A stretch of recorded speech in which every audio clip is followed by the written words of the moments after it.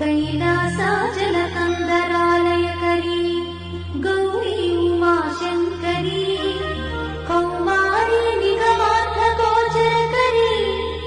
ओङ्कारबीजाक्षरी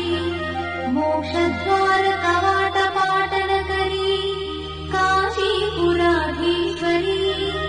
भिक्षां देहि कृपावलम्बनकरी माता अन्नपूर्णेश्वरी माता अन्नपूर्णेश्वरी दृश्यादृश्यविभूति पावनकरी